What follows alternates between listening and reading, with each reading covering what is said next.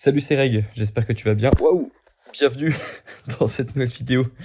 Bienvenue dans cette nouvelle année aussi. On est en 2023. Alors, personnellement, comment s'est passé ce premier jour de 2023? Réveil un petit peu plus tardif que d'habitude. Vous vous en doutez, vous avez vu la vidéo d'hier. Quoique, j'étais surpris de le peu de fatigue que j'avais lorsque je me suis levé.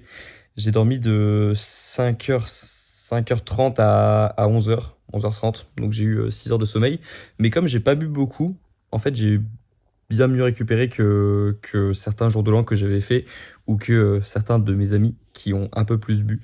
Donc, pour vous donner vraiment les détails, en fait, bon, je pense que c'est un peu pareil pour tout le monde, mais nous, dans nos soirées avec nos potes, on a d'abord l'apéritif avec parfois du punch, parfois des bières, parfois des alcools un peu comme ça d'apéritif. Ensuite, il y a la partie où on passe sur la table avec le vin blanc, avec le champagne, potentiellement pour les grandes occasions. Et ensuite arrive la période, enfin la partie des spiritueux avec le whisky, par exemple. Et moi, ce que je fais, ce que je fais 99% du temps, c'est que je m'arrête à la partie champagne.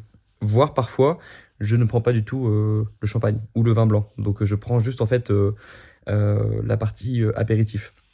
Je bois simplement la partie apéritif. Comme ça me permet de profiter de la soirée, de me sentir dans le mouvement, parce que ce qui est chiant en fait quand ça je l'ai vécu beaucoup, lorsque tu bois pas et que tes potes boivent, c'est que tu as l'impression que au bout d'une heure et demie, t'es plus à la même soirée en fait, parce que vous êtes plus dans la même dimension et il y a quand même une notion de tempo dans les soirées, et c'est vrai que malheureusement, c'est souvent l'alcool qui donne le tempo de la soirée, et si tu as loupé le coche en fait, si tu loupes le train qui passe, pour peu que tu sois le seul à ne pas boire, t'as l'impression d'avoir manqué un peu le coche et que tu peux plus vraiment avoir des réelles discussions avec les personnes autour de toi. Ce qui est un petit peu chiant.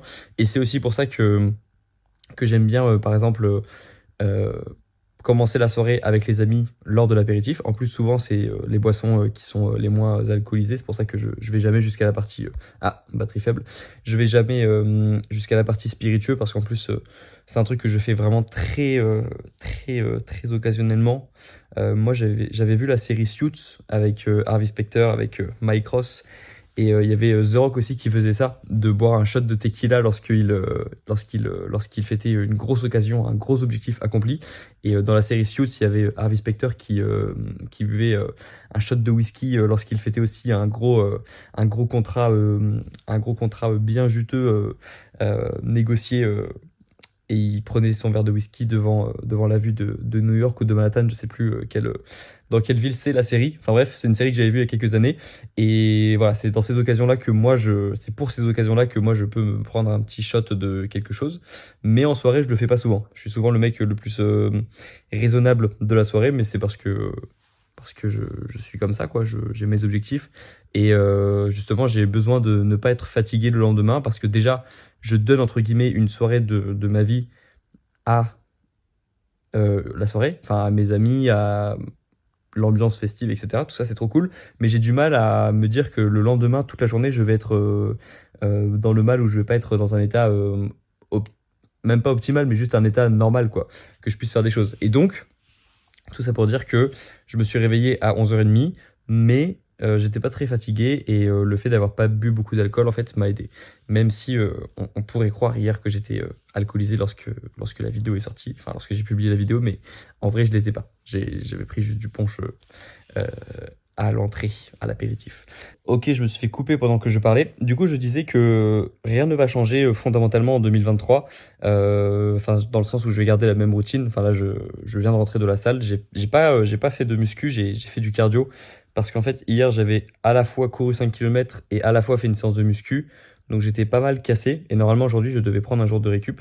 Mais j'avais quand même envie d'aller me dépenser un petit peu à la salle. Donc, j'ai fait du cardio. J'ai fait les escaliers la machine de cardio des escaliers, donc qui est une très bonne machine que j'aime beaucoup.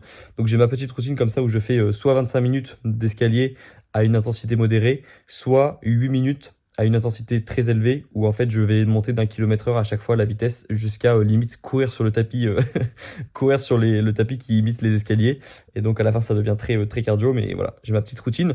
Et c'est pour ça que je dis que rien ne va changer en 2023, c'est juste que je vais continuer de prendre la peur comme boussole, de continuer de faire des choses difficiles, exigeantes, respecter la personne que j'ai envie de devenir. Et c'est un truc aussi que, ça c'est une réflexion que je peux vous partager, c'est que, en fait, un truc qui m'a beaucoup aidé lorsque j'ai eu besoin de faire des changements importants dans ma vie, c'est que j'ai compris que j'étais pas juste Grégoire, un individu comme ça, seul, au milieu de cette planète, en fait, et que je ne faisais les choses que pour moi. En fait, on fait toujours les choses pour quelque chose de plus grand que nous et pour plus de personnes que simplement notre propre personne. Et je dis souvent que quand tu prends soin de toi, tu prends soin en même temps un petit peu de ton entourage parce que si tu remets de l'ordre dans ta vie, forcément tu vas remettre un petit peu d'ordre dans la vie des personnes autour de toi parce que déjà tu vas leur éviter des problèmes. Si toi tu prends soin de toi, tu seras une personne peut-être moins difficile à gérer au quotidien, peut-être que tu auras moins de... Tu vas travailler sur toi-même tes propres problèmes et donc tu n'auras pas besoin d'être une personne assistée par les autres et tu vas prendre tes propres responsabilités et éviter de faire peser du poids sur les épaules de ton entourage. Donc ça, c'est bien. Mais il y a beaucoup plus que ça, en fait. Par exemple, moi, j'aime bien me dire que quand je travaille sur une addiction que j'ai pu avoir, par exemple, je vous ai parlé de l'addiction au téléphone, il y a eu des... Je suis une personne en plus avec une personnalité assez addictive, donc si je prends vraiment pas soin des habitudes que je prends, je pourrais très vite mal tourner parce que je fais vraiment les choses de manière obsessive, de manière obsessionnelle, de manière entière. Et quand je travaillais sur des comportements que j'avais envie d'éviter, je me disais que non seulement c'était bien pour moi, que je travaille sur ces addictions, que je fasse du bien dans ma vie, non seulement c'était bien, non seulement c'était bien pour moi, et également c'était bien pour mon entourage, mais ça, également ce travail que je faisais, c'était bon pour mes futurs enfants et pour ma future femme. Parce que je suis pas juste une entité comme ça perdue au milieu de l'univers, je suis pas juste un gars qui s'inscrit dans aucun schéma, qui va s'inscrire dans aucun schéma familial, aucun schéma euh, professionnel, enfin, aucune communauté. Je suis pas juste une entité perdue au milieu de l'univers. Je suis un gars qui, sur son chemin, va rencontrer des personnes qui vont ensuite faire partie de sa communauté, proche comme mon entourage très proche, mais également ma communauté, vous, enfin, les personnes avec qui, mine de rien, je crée une relation parasociale, mais qui ne feront pas partie de ma famille, mais qui seront quand même, qui font partie de ma communauté, que j'ai envie de pousser vers le haut en même temps que moi je me pousse vers le haut. Et oui, également ma future famille qui n'est pas présente actuellement. Je peux pas, je vois pas mes futurs enfants, j'arrive pas à les imaginer. Parce que moi je veux des enfants, mais j'arrive pas j'arrive pas non plus à imaginer ma future femme, j'arrive pas à imaginer les futures relations que je vais avoir, mais je sais qu'elles vont arriver et je veux être la meilleure personne possible à ce moment-là. Et ça commence maintenant en fait. Si j'arrive pas à me plaire maintenant, c'est pas le fait d'avoir une relation en plus qui va m'aider à, ça va m'aider à peut-être me plaire un peu plus, mais c'est pas ça le travail de fond. Le travail de fond, c'est maintenant que je dois le faire. Et ça, c'est ce que j'ai toujours dit sur ma chaîne, c'est que les relations, pour moi, c'est la cerise sur le gâteau. Mais le gâteau, c'est à nous de travailler dessus. C'est à nous de faire le travail de fond pour ensuite avoir une relation qui va complémenter ce travail de fond. En tout cas, c'est ma vision des choses.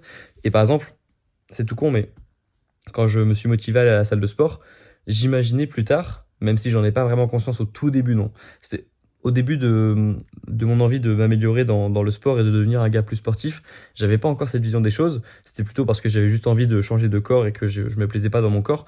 Mais avec le temps, j'ai appris par exemple j'ai appris à me dire que quand je faisais du sport, je devenais une personne plus sportive, mais aussi je devenais potentiellement un meilleur père. J'avais pas envie plus tard d'être un père qui n'était pas capable de courir avec ses enfants, courir après un ballon, qui n'allait pas inciter ses enfants à faire du sport. Pour moi, c'est vraiment un truc fondamental, le sport, pour l'épanouissement d'un enfant, pour sa confiance en soi. Moi, ça m'a beaucoup aidé. Donc, c'est juste, encore une fois, comme je l'avais dit dans ma vidéo sur que faire lorsqu'on a une personnalité un petit peu qu'on a une personnalité addictive, c'est de vraiment diriger 100% de ce que l'on fait vers une direction. Et donc, moi, lorsque je m'améliore, je me vois m'améliorer moi, je me vois aider mon entourage et je me vois aider mon futur entourage. Les personnes qui seront dans ma vie plus tard, mais qui ne le sont pas actuellement, mais qui seront heureuses que j'ai effectué ce travail de fond avant de les faire entrer dans ma vie. Et qui va faciliter aussi leur entrée dans ma vie. Donc c'est un peu comme ça que je le vois. Et je me sens jamais seul du coup. Je me sens jamais seul en faisant ça et en pensant comme ça.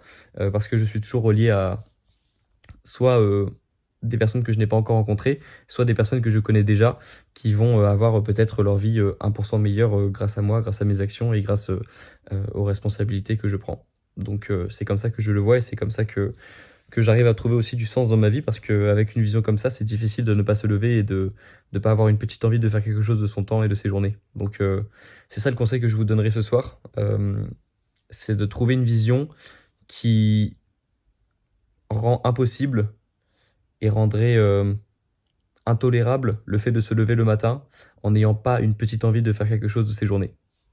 Ce serait ça mon conseil. Outre tout vous épargnez tout le discours classique de début d'année, nouvelles résolutions, etc. La meilleure bonne résolution qu'on puisse prendre, c'est de changer d'identité et de partir de l'identité qu'on a envie d'avoir pour ensuite trouver les actions qui vont nous permettre d'atteindre cette identité, mais de ne pas chercher à faire comme ça quelques actions en espérant changer son identité parce que c'est pas comme ça que ça se passe. Un changement profond, ça se passe d'abord par une vision, ça se passe d'abord par une grosse douleur, mais ça passe jamais par des bonnes résolutions. Un grand changement profond. Donc, voilà, écoutez, je vais aller finir ma journée, je vais aller manger parce que je commence à avoir faim après mon cardio. On se retrouve demain dans le prochain clip, ou après-demain, ça aussi c'est un truc que je vais vous dire, mais je vais pas forcément faire des clips chaque jour cette année.